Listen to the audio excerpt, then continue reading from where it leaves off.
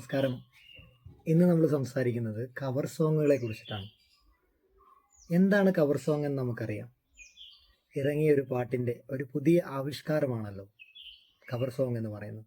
പലപ്പോഴും പലരും ചോദിച്ചിട്ടുള്ള ഒരു സംശയമാണ്, ഈ കവർ സോങ്ങിന് എന്താണ് യഥാർത്ഥത്തിലുള്ള ആ ഒരു പാട്ടിനേക്കാൾ കേൾക്കാൻ നല്ല ഇമ്പമാകുന്നതിൻ്റെ കാരണം എന്ന്. അതിൻ്റെ കാരണം സിമ്പിളായിട്ട് പറയുകയാണെങ്കിൽ നമുക്ക് ഒരുപാട് കാര്യങ്ങൾ ചർച്ച ചെയ്യേണ്ടി വരും. എന്നാൽ പോലും സിമ്പിളായിട്ട് പറയുകയാണെങ്കിൽ സാധാരണ ഒരു പാട്ട് റെക്കോർഡ് ചെയ്യുന്നതും അതേപോലെ തന്നെ ഒരു കവർ സോങ് റെക്കോർഡ് ചെയ്യുന്നതും തമ്മിലുള്ള വ്യത്യാസത്തെക്കുറിച്ചിട്ടാണ് ആദ്യം പറയേണ്ടി വരിക. ഒന്ന്, ഒരു യഥാർത്ഥ സിനിമാ പാട്ട് അല്ലെങ്കിൽ ഒരു ആൽബം സോങ് ഒക്കെ റെക്കോർഡ് ചെയ്യുന്നതിൻ്റെ ഒരു പരിമിതിയും അതിൻ്റെ കുറേ സാധ്യതകളും പറഞ്ഞു തുടങ്ങുന്നത്. സാധാരണ രീതിയിൽ ഒരു ഗായകനെ നമ്മൾ ഒരു പാട്ട് സെലക്ട് ചെയ്തതിന് ശേഷം, അതായത് നമ്മളൊരു പാട്ടുണ്ടാക്കുന്ന സമയത്ത് ആരാണോ ഇത് പാടേണ്ടത് എന്നുള്ള തീരുമാനം അതൊരു പ്രൊഡ്യൂസറിൻ്റെ ഭാഗത്തുനിന്നാവാം, അത് മ്യൂസിക് ഡയറക്ടറിൻ്റെ ഭാഗത്തുനിന്നാവാം, അല്ലെങ്കിൽ അതിൻ്റെ പുറകിലുള്ളൊരു മൊത്തത്തിലുള്ളൊരു ക്രൂവിൻ്റെ അഭിപ്രായം കൂടിയാവും. അങ്ങനെ നമ്മളൊരു ഗായകനെ സെലക്ട് ചെയ്തതിന് ശേഷം ഈ പാട്ടിൻ്റെ ഓർക്കസ്ട്രേഷൻ അങ്ങനെയുള്ള എല്ലാ കാര്യങ്ങളും നിർവഹിച്ചതിന് ശേഷം ഒരു സ്റ്റുഡിയോയിലേക്ക് വിളിക്കുന്നു. ആ ഒരു ഗായകനെ വിളിക്കുന്നു. അദ്ദേഹം അവിടെ എത്തിയതിന് ശേഷമാണ് ആദ്യമായിട്ട് ഈ ഒരു പാട്ട് അദ്ദേഹം കേൾക്കുന്നത്. എന്ന് പറഞ്ഞാൽ റെക്കോർഡിങ്ങിൻ്റെ തൊട്ട് മുന്നേ മാത്രമാണ് ഒരു മ്യൂസിക് ഡയറക്ടർ ആ ഒരു പാട്ടിൻ്റെ ഈണം എങ്ങനെയാണെന്ന് ആ ഒരു മ്യൂസിക് പാടാൻ വന്ന സിംഗറിന് പറഞ്ഞു കൊടുക്കുന്നത്. അല്ലെങ്കിൽ യഥാർത്ഥത്തിൽ ഒരുപക്ഷെ ഒരു ട്രാക്ക് റെക്കോർഡ് ചെയ്ത് വെച്ചിട്ടുണ്ടാവാം, അത് കേൾപ്പിച്ചു കൊടുക്കുന്ന അപ്പോഴാണ്. അപ്പോൾ യഥാർത്ഥത്തിൽ ഒരു സിംഗറിനെ സംബന്ധിച്ചിടത്തോളം ഏറ്റവും ഒരു വെല്ലുവിളി അത് തന്നെയാണ്. ആദ്യമായിട്ട് കേൾക്കുന്ന ആ ഒരു സ്പോട്ടിൽ തന്നെ പാട്ട് പഠിച്ചിട്ട് പാടുന്നതാണ് ഒരു ഭയങ്കരമായിട്ടുള്ളൊരു വെല്ലുവിളിയാണത്. ഇപ്പം സാധാരണ രീതിയിൽ ഈ ഒരു വെല്ലുവിളിനെ കുറിച്ച് ചിലരൊക്കെ ഇങ്ങനെ പറയാറുണ്ട്, ഓരോ പാട്ട് ഓരോ വരികളായിട്ടാണല്ലോ റെക്കോർഡ് ചെയ്യുന്നത് എന്നുള്ളതൊക്കെ പറയാറുണ്ട്. എന്നാലും നമ്മളൊരു കാര്യം ചിന്തിക്കണം, നമുക്കൊരു പാട്ട് കിട്ടിയ ഉടനെ തന്നെ ആ ട്യൂണ് പഠിച്ച പാടെ തന്നെ ഇത്രയും പെർഫെക്ഷനായിട്ട് പാടുക എന്ന് പറയുന്നത് വലിയൊരു സ്ട്രഗിൾ തന്നെയാണ്. അതാണ് യഥാർത്ഥ ഒരു സിംഗറിനെ സംബന്ധിച്ചിടത്തോളം അവൻ്റെ സക്സസ്സും അങ്ങനെ തന്നെയാണ്. കാരണം നമ്മളൊരു പാട്ട് പഠിച്ചിട്ട് പാടുന്ന സമയത്ത് എത്ര തവണ അത് കേട്ടതിന് ശേഷമാണ് നമുക്ക് പെർഫെക്റ്റായിട്ട് പാടാൻ പറ്റുക എന്നുള്ളത് നമുക്കറിയാം. പലപ്പോഴും സാധാരണക്കാരെ സംബന്ധിച്ചിടത്തോളം ഞാൻ പറയുന്നത്, ആ പാട്ട് ചിലപ്പോൾ ഒരുപക്ഷെ ഒരു മാസം അല്ലെങ്കിൽ ഒരു വർഷമൊക്കെ കേട്ടതിന് ശേഷമായിരിക്കും നമുക്ക് പെർഫെക്റ്റായിട്ട് പാടാൻ പറ്റുന്നത്. ചിലർക്കൊക്കെ പെട്ടെന്ന് സാധിക്കാറുണ്ട്. അത് അവരുടെ ഒരു എക്സ്പീരിയൻസ് കൊണ്ട് മാത്രമാണ്. ഇതാണ് നമുക്ക് ഒരു സിംഗർ നമ്മൾ അംഗീകരിച്ചു കൊടുക്കേണ്ട ഒരു കാര്യം. ഇപ്പോൾ യേശുദാസിനെ അല്ലെങ്കിൽ ചിത്രേനോ അല്ലെങ്കിൽ ഏതൊരു സിംഗറിനെ എടുത്താലും അവർ ആ സമയത്ത് തന്നെ അത് കേട്ടിട്ട് അത്ര പെർഫെക്റ്റായിട്ട് അത് പാടുക എന്നുള്ളത് വലിയ കഴിവ് തന്നെയാണ്. കാരണം അതിൻ്റെ മുന്നിൽ ഈ പറഞ്ഞ പോലെ ഒരു സിനിമയുടെ ഷൂട്ടിംഗ് പോലെ മ്യൂസിക് ഡയറക്ടറും ചിലപ്പോഴൊക്കെ പല മ്യൂസിക് ഡയറക്ടേഴ്സും വളരെ സ്ട്രിക്റ്റ് ആയിട്ടുള്ള കണിശമായിട്ടുള്ള സ്വഭാവക്കാരൊക്കെ ആയിരിക്കാം. പക്ഷെ അവരുടെയൊക്കെ മുന്നിൽ വളരെ സിമ്പിളായിട്ട് വളരെ ഇഷ്ടത്തോടെ ഡെഡിക്കേറ്റഡ് ആയിട്ട് ഈ ഒരു പാട്ട് പാടി പെർഫെക്റ്റാക്കി ഒരു 10-20 തവണ ഓരോ വരികൾ പാടാനുള്ള ഒരു അവസരം അവിടെ ഉണ്ടെങ്കിൽ പോലും പലപ്പോഴും പല സിംഗേഴ്സും ചിലപ്പോൾ അത്രയും ടേക്കൊന്നും എടുക്കാറില്ല എന്നുള്ളതാണ് സത്യം. അപ്പോൾ അത്രയും നന്നായിട്ട് ഒരു പാട്ട് പാടിയത് ഇറക്കുന്നതാണ് ഈ പറഞ്ഞ പോലെ യഥാർത്ഥ പാട്ട്. അതിനുശേഷം ഈ കവർ സോങ്ങിൻ്റെ ഒരു ലാഭം എന്താണെന്ന് വെച്ച് കഴിഞ്ഞാൽ, ഇത് ചിലപ്പോൾ ഒരു പക്ഷേ ഈ കവർ സോങ് പുറത്തിറങ്ങിയതിന് ശേഷം വർഷങ്ങൾക്ക് ശേഷമാണ്, യഥാർത്ഥ പാട്ട് പുറത്തിറങ്ങിയ ശേഷം വർഷങ്ങൾക്ക് ശേഷമാണ് കവർ സോങ് പലപ്പോഴും ഇറങ്ങുന്നത്. അപ്പോൾ ആ ഒരു ഗായകനെ സംബന്ധിച്ചിടത്തോളം ഉള്ള ഒരു സ്വാതന്ത്ര്യം, ആ പാട്ട് ഓൾറെഡി കേട്ട് കഴിഞ്ഞു, അത് ഒരുപാട് തവണ കേട്ട് പഠിച്ച് ഒരുപാട് തവണ പാടിയതിന് ശേഷമാണ് പെർഫെക്റ്റായിട്ട് പാടുന്നത്. അതിനുശേഷമാണ് പല ഇംപ്രൈസേഷൻ അല്ലെങ്കിൽ അതിൻ്റെ മനോധർമ്മങ്ങളൊക്കെ പാടി അത് അത്ര ഭംഗിയാക്കുന്നത്. അപ്പോൾ അത് കഴിവാണെന്ന് വെച്ചാൽ കഴിവ് തന്നെയാണ്. ഒരു സിംഗറിനെ സംബന്ധിച്ചിടത്തോളം ഒരു പാട്ട് പാടി പെർഫെക്റ്റ് ആക്കുക എന്ന് പറഞ്ഞാൽ കഴിവ് തന്നെയാണ്. പക്ഷേ അവിടെ അവനുള്ള അല്ലെങ്കിൽ അവൾക്കുള്ള അവസരം എന്ന് പറഞ്ഞാൽ തീർച്ചയായിട്ടും അത് കേട്ടിട്ട് അതിൻ്റെ മൂലകൃതി എന്ന് പറയുന്ന അതിൻ്റെ ആ ഒറിജിനൽ സംഭവം അത് ഒരുപാട് തവണ കേട്ട് അതിനുശേഷം പഠിച്ച് അതിനുശേഷം ആണ് സ്റ്റുഡിയോയിൽ പാടുന്നത്. സ്റ്റുഡിയോയിൽ പാടുമ്പോൾ നേരത്തെ പറഞ്ഞ പോലെ ആ ഒരു സംഗീതം, അതായത് എത്ര തവണ വേണമെങ്കിലും ഒരു വരി പാടാനുള്ളൊരു സംഗീതം അദ്ദേഹത്തിനുണ്ട്. അപ്പം ഒരുപാട് പ്രാക്ടീസുകൾക്ക് ശേഷമായിരിക്കും ഒരുപക്ഷെ കവർ സോങ് പാടപ്പെടുന്നത്. നല്ലൊരു പ്രൊഫഷണൽ സിംഗറാണെങ്കിൽ അത്ര പ്രാക്ടീസിൻ്റെ ആവശ്യമൊന്നുമില്ല. എന്നാൽ പോലും വീട്ടിൽ നിന്നൊക്കെ പ്രാക്ടീസ് ചെയ്തിട്ടായിരിക്കും ഓൾറെഡി സ്റ്റുഡിയോയിൽ വരും. അപ്പോൾ എന്തായാലും അങ്ങനെ ഒരു തീർച്ചയായിട്ടും ഒരു സ്വാതന്ത്ര്യം ഒരു സിംഗറിന് കവർ സോങ് പാടുന്നുണ്ട്. അതുകൊണ്ടാണ് ചില വരികളൊക്കെ ഒരുപക്ഷെ നമ്മൾ പറയാറുണ്ട്, അത് ഒറിജിനൽ സോങ്ങിനേക്കാളും ഭംഗിയായിട്ടുണ്ടെന്ന്. പക്ഷേ ഒറിജിനൽ സോങ് എന്ന് പറഞ്ഞു കഴിഞ്ഞാൽ നമുക്ക് അതൊരു മൂലകൃതിയാണ്. അതിൽ ഒരുപാട് നമ്മളത് ആ ഒരു സംഭവം കേട്ടിട്ട് അതിനെ ഇമ്പ്രൂവൈസ് ചെയ്യുന്നതാണ്. അതിന് കഴിവല്ല എന്ന് പറയുന്നില്ല, പക്ഷേ എന്നാൽ പോലും മൂലകൃതി തന്നെയാണ് അതിൻ്റെ ഏറ്റവും വലിയ അടിസ്ഥാനം എന്ന് പറയുന്നത്. അപ്പോൾ ഇതാണ് ഒരു പാട്ട് ഭംഗി കൂടുക എന്നുള്ള ഒരു സംശയത്തിൻ്റെ മറുപടി എന്ന് പറയുന്നത്. നമ്മൾ നേരത്തെ പറഞ്ഞ പോലെ ഒരു വരി ഒരുപാട് തവണ പാടാനുള്ള ഒരു അവസരം സ്റ്റുഡിയോയിൽ ഇപ്പം ആധുനിക സാങ്കേതിക വിദ്യയിലൂടെ നമുക്ക് സാധിക്കുന്നുള്ള കാര്യം നമ്മൾ നേരത്തെ പറഞ്ഞ പോലെ തീർച്ചയായിട്ടും അങ്ങനത്തെ ഉള്ള അവസരങ്ങളൊക്കെ ഉണ്ടെങ്കിൽ പോലും പല സിംഗേഴ്സ് ഞെട്ടിച്ചിട്ടുണ്ട്. പ്രത്യേകിച്ച് എനിക്ക് തന്നെ എക്സ്പീരിയൻസ് ഉണ്ട്. പല സിംഗേഴ്സ് നമ്മൾ പാട്ട് പറഞ്ഞു കൊടുക്കുന്ന സമയത്ത് ഒരു തവണയോ 2 തവണയോ മാത്രം കേട്ടിട്ട് അവരവിടെ അതിൻ്റെ ആ വരികളുടെ കൂടെ തന്നെ അതിൻ്റെ സ്വരങ്ങളൊക്കെ എഴുതിയെടുത്തിട്ട് പാടുന്ന സിംഗേഴ്സ് ഉണ്ട്. അവർ ചിലരൊക്കെ പ്രത്യേകിച്ച് പേരെടുത്ത് പറയാൻ ബുദ്ധിമുട്ടുണ്ട്. അവരൊക്കെ നമ്മളെ ഞെട്ടിച്ചിട്ടുണ്ട്. കാരണം അവർ ഒരു തവണയോ ഒന്നോ രണ്ട് തവണ മാത്രം പാടിക്കൊടുത്തതിന് ശേഷം, അല്ലെങ്കിൽ ട്രാക്ക് കേട്ടതിന് ശേഷം അവർ ആ സ്വരം എഴുതിയെടുത്ത് വളരെ നന്നായിട്ട് പാടിയിട്ട് പല സിംഗേഴ്സ് ഇങ്ങോട്ട് ചോദിക്കാറുണ്ട് അതിങ്ങനെ പാടിക്കോട്ടെ എന്ന്, ഇംപ്രവൈസേഷൻ ചെയ്തിട്ടൊക്കെ അങ്ങനെ ചോദിക്കാറുണ്ട്. അതൊക്കെ നമ്മുടെ എന്താ പറയുന്നത്, അത് മലയാളം മ്യൂസിക് ഫിലിം ഇൻഡസ്ട്രിയുടെ അല്ലെങ്കിൽ മ്യൂസിക് ഇൻഡസ്ട്രിയുടെ കൂടിയിട്ട് എന്താ പറയുന്ന ഒരു കരുത്ത് തന്നെയാണെന്ന് വേണമെങ്കിൽ പറയാം. കാരണം ഏതൊരു സംഗീതത്തിനെ ഞെട്ടിക്കുന്ന തരത്തിലുള്ള പാട്ടുകളും അത് കമ്പോസ് ചെയ്യുന്ന ആളുകളും സിംഗേഴ്സൊക്കെ നമുക്കുണ്ട്, വരി എഴുതുന്നവരും എല്ലാം നമുക്കുണ്ടെന്നുള്ളതാണ്. അപ്പം നമ്മളെ സംബന്ധിച്ചിടത്തോളം കവർ സോങ് നല്ലതാണോ അല്ലെങ്കിൽ അതിൻ്റെ മൂലകൃതിയായിട്ടുള്ള ഒറിജിനൽ സോങ് ആണോ നല്ലതെന്ന് വെച്ചാൽ ശരിക്കും രണ്ടും വേണമെന്നുള്ളതാണ് എൻ്റെ ഒരു വ്യക്തിപരമായിട്ടുള്ള അഭിപ്രായം. കാരണം നമുക്ക് മൂലകൃതി അവിടെ തന്നെ അല്ലെങ്കിൽ അടിസ്ഥാനപരമായിട്ടുള്ള സോങ് അവിടെ തന്നെ ഓൾറെഡി വേണം. അത് നമുക്ക് എക്കാലത്തേക്ക് എടുത്ത് വെക്കാൻ വേണ്ടി. പിന്നെ നമുക്ക് എന്താ പറയുന്ന ഒരു വെറൈറ്റി ഇടയ്ക്കൊക്കെ ഒന്ന് കേൾക്കാൻ വേണ്ടിയിട്ട്. അതിൽ തന്നെ രണ്ട് രീതിയിലുണ്ട്. ഒന്ന് ലീഗലായിട്ട് ചെയ്യുന്ന കവർ സോങ്സും അല്ലാതെ ഇല്ലീഗൽ എന്ന് പറഞ്ഞുകൂടാ, എന്നാലും ചില പാട്ടുകൾക്ക് പ്രത്യേകിച്ച് കോപ്പിറൈറ്റുകളൊക്കെ ഉള്ള പാട്ടുകൾക്ക് ചില കമ്പനികൾക്ക് അവരുടെ പാട്ടുകൾ കവർ സോങ്ങുകളായിട്ട് ചെയ്യുന്ന ഇഷ്ടമല്ലാത്ത കമ്പനികൾ പോലും ഉണ്ട്.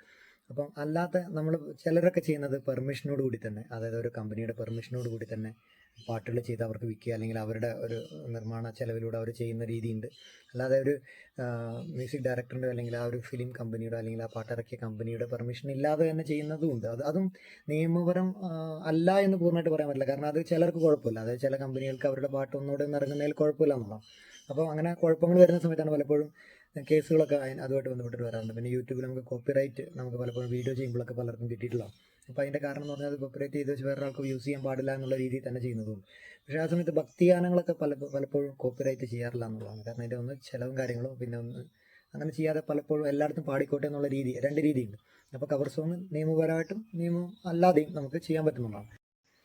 ഇനി പ്രത്യേകിച്ച് കവർ സോങ് ചെയ്യുന്ന ഗായകരോട് പറയാനുള്ള ഒന്ന് രണ്ട് കാര്യങ്ങൾ അതുമാത്രം ഒരു ആസ്വാദകൻ എന്നുള്ള രീതിയിൽ മാത്രമാണ് പറയുന്നത്.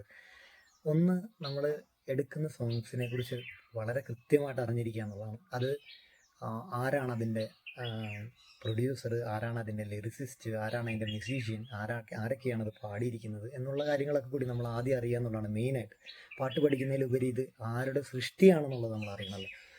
അത് അറിഞ്ഞതിന് ശേഷം കൃത്യമായിട്ട് നമ്മളൊരു പാട്ട് സെലക്ട് ചെയ്തതിന് ശേഷം, പാട്ട് സെലക്ട് ചെയ്യുന്നതിനും പല കാര്യങ്ങളുണ്ട്. നമ്മൾ ഏറ്റവും കൂടുതൽ യൂട്യൂബിൽ ട്രെൻഡിങ് ആയിട്ടുള്ള പാട്ടുകൾ മാത്രം എടുക്കാതെ ചില സോങ്സ് മലയാളത്തിൽ തന്നെ നമ്മൾ നോക്കിക്കഴിഞ്ഞ് കഴിഞ്ഞാൽ നമുക്ക് നല്ല നല്ല പാട്ടുകൾക്ക് ഇതുവരെ കവർ സോങ് വന്നിട്ടുള്ളതാണ്. അപ്പോൾ നമ്മൾ സെർച്ച് ചെയ്ത് നോക്കുമ്പോൾ അങ്ങനത്തെ ഒരു പാട്ടിൻ്റെ ഒരു കവർ ഉണ്ടാവില്ല. അപ്പോൾ അങ്ങനെ ഒരുപാട് പേർക്ക് ഇഷ്ടമുള്ള പാട്ട് ഒരുപാട് പേര് പാടി വെച്ചേക്കുന്നതാണെങ്കിൽ എൻ്റെ അഭിപ്രായം, പുതിയൊരു സിംഗറാണ് നിങ്ങളെങ്കിൽ ഒരുപക്ഷെ ആ പാട്ട് വീണ്ടും പാടി അതൊരു ട്രെൻഡിങ്ങിലേക്ക് എത്തിക്കുക എന്ന് പറയുന്നത് വളരെ ചലഞ്ചിങ് ആണ്. അപ്പോൾ അതിനേക്കാളും നല്ലത് എനിക്ക് തോന്നുന്നു പണ്ട് നമുക്ക് ഒരുപാട് നമ്മൾ ആസ്വദിപ്പിച്ച ചില പാട്ടുകൾക്ക് കവറൊന്നുമില്ല. അപ്പോൾ അങ്ങനത്തെ പാട്ടുകൾ സെലക്ട് ചെയ്യുക. പിന്നെ രണ്ടാമത് ഞാൻ പറഞ്ഞു വന്ന കാര്യം, നമ്മൾ ചെയ്യുന്ന ഒരു പാട്ടിൻ്റെ ക്രെഡിറ്റ് കൃത്യമായിട്ട് ആ വീഡിയോയിൽ കൊടുക്കുക എന്നുള്ളതാണ്. അത് ആരൊക്കെയാണ് ആ ഒരു പാട്ടിൻ്റെ പിന്നിൽ. പ്രത്യേകിച്ച് ഒരു സിനിമയാണെങ്കിൽ അതിൻ്റെ പ്രൊഡ്യൂസർ പ്രത്യേകം മെൻഷൻ ചെയ്യാതിരിക്കാൻ പറ്റില്ല. കാരണം നമ്മൾ എന്തൊക്കെ വർക്ക് ചെയ്തു എന്നിരിക്കട്ടെ, അത് ഇറക്കണമെങ്കിൽ ഒരു മനുഷ്യൻ്റെ കഷ്ടപ്പാട്, അതായത് പൈസ കൃത്യമായിട്ട് പോകണം. കാരണം നമ്മൾ എത്ര വലിയ വർക്ക് ചെയ്താലും അതിനെ പുറത്തേക്ക് ഇറക്കണമെങ്കിൽ തീർച്ചയായിട്ടും നമുക്ക് അതിൻ്റെ പ്രൊഡ്യൂസറിനെ നമ്മൾ മാനിച്ചേ പറ്റുള്ളൂ. അപ്പോൾ അദ്ദേഹത്തിൻ്റെ ഒരു അധ്വാനമാണ്. പലപ്പോഴും നമ്മൾ ഓർക്കണം, മലയാള സിനിമകളൊക്കെ ചെയ്ത നല്ല നല്ല സിനിമകൾ ചെയ്ത ആൾക്കാർ അതുകൊണ്ട് നശിച്ചു പോയിട്ടുണ്ട്. കാരണം ഇൻഡസ്ട്രിയിൽ ഹിറ്റാവാത്തതുകൊണ്ട് തന്നെ ഒരുപാട് പ്രൊഡ്യൂസേഴ്സ് അവരുടെ അവരുടെ ജീവൻ തന്നെ തകർന്നു പോയിട്ടുണ്ട്. അപ്പം നമുക്ക് കേവലം അവർക്കതൊരു പൈസ ഉണ്ടാക്കാൻ പറ്റിയ ഒരു മാർഗ്ഗമാണെങ്കിൽ പോലും അവരുടെ ഒരു ഡെഡിക്കേഷൻ കൂടി ഉള്ളതുകൊണ്ടാണ് പുറത്തിറങ്ങിയെന്നുള്ളത് നമ്മൾ മാനിച്ചേ പറ്റുള്ളൂ. അപ്പോൾ അതുകൊണ്ട് തീർച്ചയായിട്ടും കോപ്പിറൈറ്റ് അവരുടെ പേരിലാണ് എന്നുള്ളതുകൊണ്ട് നമുക്ക് തീർച്ചയായിട്ടും ഒരു പ്രൊഡ്യൂസറിനെ ആദ്യം മാനിക്കാം. പിന്നെ രണ്ടാമത് അതിൻ്റെ ലിറിസിസ്റ്റ്, അതിൻ്റെ മ്യൂസീഷ്യൻ, ആരാണോ അതിൻ്റെ വരികൾ എഴുതിയത്, ആരാണോ അതിൻ്റെ സംഗീതം ചെയ്തത്, ശരിക്കും പറഞ്ഞാൽ അവരുടെ മനസ്സിലാണ് ആ പാട്ട് ആദ്യമായിട്ട് ഉണ്ടായെന്നുള്ളതാണ്. ആ വരികൾ തീർച്ചയായിട്ടും അതിൻ്റെയൊക്കെ പിന്നിൽ പല കഥകളൊക്കെ നമ്മൾ വായിച്ചിട്ടൊക്കെ ഉണ്ട്. പലപ്പോഴും ഗിരീഷ് പുത്തഞ്ചേരി അതേപോലെ തന്നെ കൈതപ്പുറക്ക് ഓരോ പാട്ട് പിറന്നതിൻ്റെ കഥകളൊക്കെ നമ്മൾ പറഞ്ഞതും വായിച്ച ഓർമ്മകളൊക്കെ ഉണ്ട്. എന്ത് രസമാണ് അതൊക്കെ. അപ്പോൾ അതൊക്കെ അവരുടെ എക്സ്പീരിയൻസ് ആണ്. അപ്പോൾ അതൊരു പാട്ട് എഴുതി വയ്ക്കുമ്പോൾ ലോൺ വി കുറിപ്പ് ആരും ആയിക്കോട്ടെ, അതൊക്കെ എഴുതി വെച്ചാൽ ഒരു മാസ്റ്റർ പീസാണത്. അതേപോലെ വേറൊരാൾക്ക് ചെയ്യാൻ പറ്റില്ല. അപ്പോൾ അതുകൊണ്ട് അവരെ കൂടി മാനിച്ചിട്ടുള്ള ആ വരികൾ കൂടുമ്പോഴാണ്, ആ സംഗീതം മാത്രം ഉണ്ടായിട്ട് കാര്യമില്ല. ഇപ്പോൾ നമുക്ക് ആ ഒരു സംഗീതം വെച്ചിട്ട് വെറുതെ ഒരു അകാരം മാത്രം പാടിയിട്ട് കാര്യമില്ലല്ലോ. അതിനകത്ത് ആ ലിറിസിസ്റ്റ് അദ്ദേഹത്തിൻ്റെ ഒരു ഡെഡിക്കേഷൻ കൂടിയുണ്ട്. അപ്പോൾ അദ്ദേഹത്തിൻ്റെ പേര് കൃത്യമായിട്ട് വയ്ക്കാൻ നോക്കണം. അവർക്ക് കൂടി പലതിൻ്റെ കോപ്പിറൈറ്റ് ഒക്കെ ഉള്ളതാണ്. അതുപോലെ തന്നെ മ്യൂസീഷ്യൻ, സംഗീതജ്ഞൻ, തീർച്ചയായിട്ടും അവരെ കൂടി നമ്മൾ വാങ്ങിക്കണം. കാരണം ആ ഈണം അവരുടെയാണ്, അവരുടെ മനസ്സിലാണ് അത് ആദ്യം ഉണ്ടായെന്നുള്ളത്. അപ്പോൾ അവരുടെ പേര് കൂടിയിട്ട് നമുക്ക് വെക്കണം. ഇനി വേറെ ആരുടെയെങ്കിലുമൊക്കെ പേരുകൾ, ഇപ്പോൾ ഒരുപക്ഷെ സിനിമയുടെ ഡയറക്ടറോ അങ്ങനെ ആർക്കെങ്കിലും അതിൻ്റെ ക്രെഡിറ്റ് അവകാശപ്പെട്ടാണെങ്കിൽ തീർച്ചയായിട്ടും സിനിമാഗാനാണെങ്കിൽ തീർച്ചയായിട്ടും അവരെ കൂടി പരിഗണിക്കാം.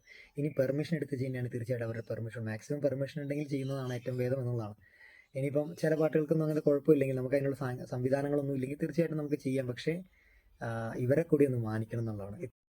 അടുത്തതായിട്ട് ന്യൂജൻ മ്യൂസീഷ്യൻസിന് പലപ്പോഴും സിംഗേഴ്സിന് പെട്ടെന്ന് പറ്റുന്ന ഒരു അബദ്ധങ്ങളാണ്. നമ്മൾ ഒരുപാട് കവർ സോങ്സ് ഒക്കെ യൂട്യൂബിൽ കാണുന്ന സമയത്ത് വളരെ നന്നായിട്ട് പാടി വെച്ചിട്ടുണ്ട്. നല്ല ശബ്ദം, നല്ല ഈണം, ഇംപ്രവൈസേഷനൊക്കെ ഭയങ്കരം. നമുക്ക് കേട്ട് കഴിഞ്ഞാൽ ഭയങ്കര ഇഷ്ടപ്പെടുന്ന രീതിയിൽ. കാരണം ഒറിജിനൽ സോങ്ങിനോട് നീതി പുലർത്തിക്കൊണ്ട് തന്നെ മാക്സിമം മനോധർമ്മങ്ങളൊക്കെ പാടി വളരെ എന്താ പറയുന്ന ഇമ്പമായിട്ട് പാടി വെച്ചിട്ടുണ്ട്. പക്ഷെ അതിൻ്റെ ഒരു പ്രശ്നം എന്ന് പറയുന്നത് പല വരികൾ തെറ്റായിരിക്കും എന്നുള്ളതാണ്.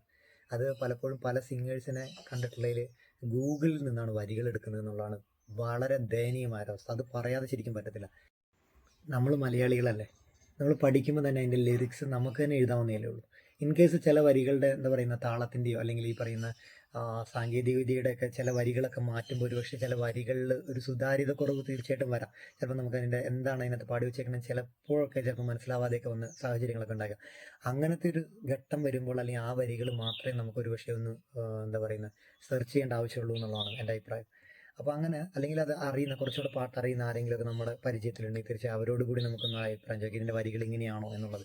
അപ്പോൾ തീർച്ചയായിട്ടും ആ ഗൂഗിളിൽ നിന്ന് ഗൂഗിള് മൊത്തത്തിൽ തെറ്റാന്നുള്ളതോ അങ്ങനെയല്ല പറയും, നമുക്ക് എന്ത് സെർച്ച് ചെയ്യണമെങ്കിൽ ഗൂഗിൾ തന്നെയുള്ളൂ. അപ്പോൾ അങ്ങനെ വരുമ്പോൾ അതിനെ സെർച്ച് ചെയ്യുമ്പോൾ അത് ശരിയാണോ എന്നുള്ളത് പലപ്പോഴും പരിശോധിക്കാതെ പാടുന്നതുകൊണ്ട് ഇത് ഇറങ്ങുമ്പോൾ ഒരുപക്ഷെ നമ്മൾ തന്നെ ചിന്തിച്ചു, നമ്മളാണ് അതിൻ്റെ ക്രിയേറ്റേഴ്സ് എങ്കിൽ, ഞാനാണ് അതിൻ്റെ ലിറിക്സ് എഴുതിയെങ്കിൽ തീർച്ചയായിട്ടും അത് എന്നെ വേദനിപ്പിക്കും. കാരണം ഞാൻ ഉദ്ദേശിച്ച സാധനം ആയിരിക്കില്ല ഒരു വരി മാറുമ്പോൾ ഒരുപക്ഷെ അതിൽ വരും. നല്ലൊരു സിനിമയ്ക്ക് വേണ്ടിയിട്ടുള്ള ഒരു സോങ് ആണെങ്കിൽ അത് പാടുന്ന സമയത്ത് ആ കഥയുമായിട്ട് ബന്ധപ്പെട്ട് തന്നെയാണ് അതിൻ്റെ ലിറിസിസ്റ്റ് അതിൻ്റെ വരികൾ എഴുതിയിട്ടുണ്ടാവുക.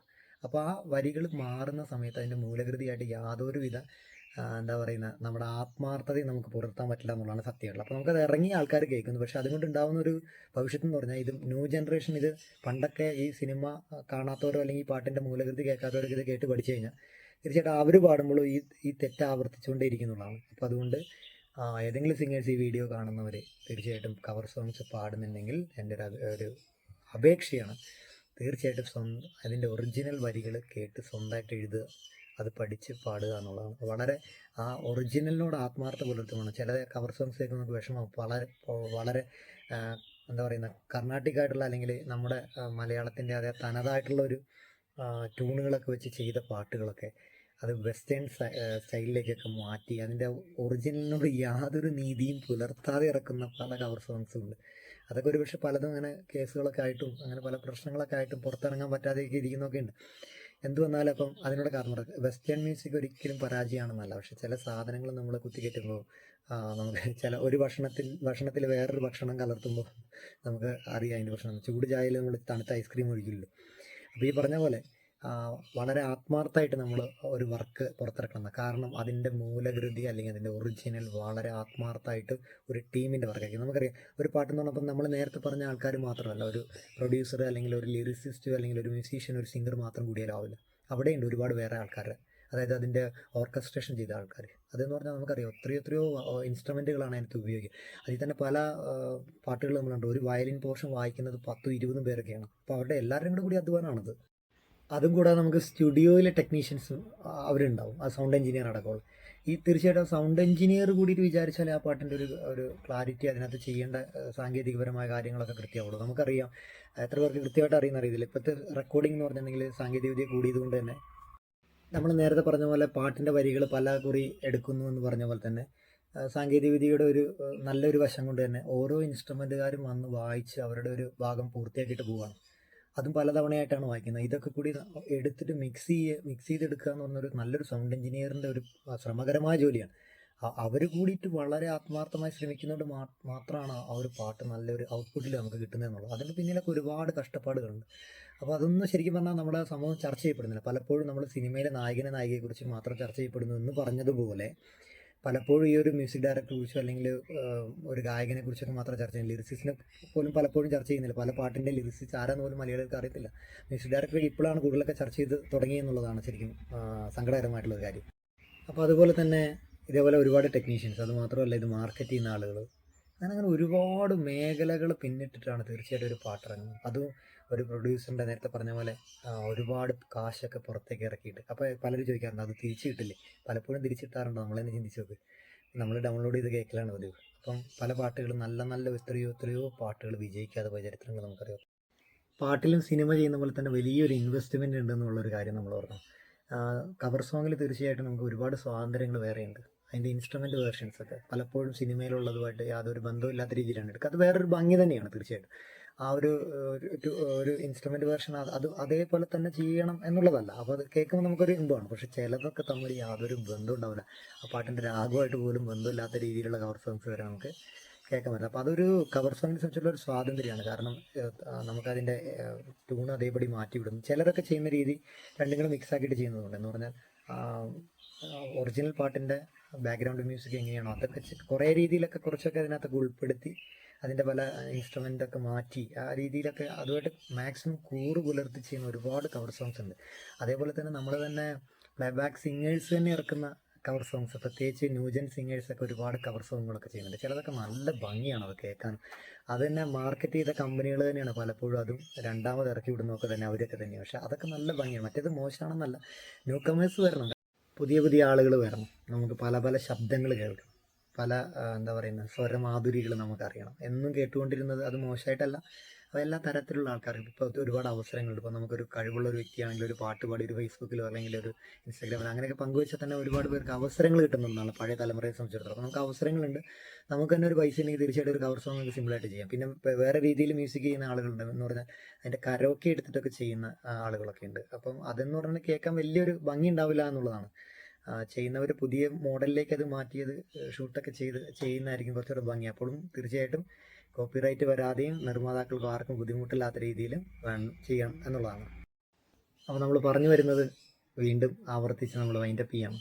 കവർ സോങ് ആണോ അതെയോ യഥാർത്ഥ സോങ് ആണോ നല്ലത് എന്നുള്ളതിൻ്റെ മറുപടി രണ്ടും നല്ലതാണ് എന്നുള്ളതാണ് എൻ്റെ അഭിപ്രായം. തീർച്ചയായിട്ടും കവർ സോങ് നമുക്ക് വേണം. ഒപ്പം തന്നെ നമ്മുടെ അതിൻ്റെ ഒറിജിനൽ വന്നാലാണല്ലോ തീർച്ചയായിട്ടും ചുമരുണ്ടെങ്കിലാണല്ലോ ചിത്രം എഴുതാൻ പറ്റുള്ളൂ എന്ന് പറഞ്ഞ പോലെ.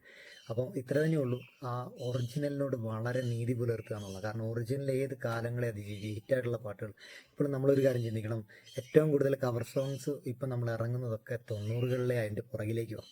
2000-ന് ശേഷമുള്ള പാട്ടുകൾ വളരെ കുറവാണെന്നുള്ളതാണ്. ചെയ്യുന്നില്ല എന്നല്ല, അതിൻ്റെ ഒരു വിവാദം ഉണ്ടാവാനും പാടില്ല. അതിൻ്റെ പുറകിലേക്കുള്ള പാട്ടുകളാണ്. കാരണം അന്നത്തെ സിനിമകളാണ് കൂടുതലും നല്ല പാട്ടുകൾക്കും മെലഡികൾക്കും പ്രാധാന്യം കൊടുത്തുകൊണ്ടിരുന്നത് എന്നാണ് എൻ്റെ വ്യക്തിപരമായ കാര്യം. അതിനുശേഷം മെലഡികൾ വന്നിട്ടില്ല എന്നല്ല പറയുന്നത്. പാട്ടുകളൊക്കെ തീർച്ചയായിട്ടും 2000-ന് ശേഷം വന്നിട്ടുണ്ട്, ഇഷ്ടംപോലെ വന്നിട്ടുണ്ട്, ഇല്ല എന്ന് പറയുന്നില്ല. പക്ഷേ അന്നത്തെ ഒരു മാധുര്യം, അന്നെന്ന് പറഞ്ഞ ഒരു സിനിമ വലിയ വികാരമായിരുന്നു.